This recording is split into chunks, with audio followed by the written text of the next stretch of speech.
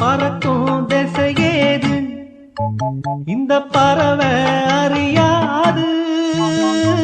போறவோ தெரியாது அது உனக்கும் புரியாது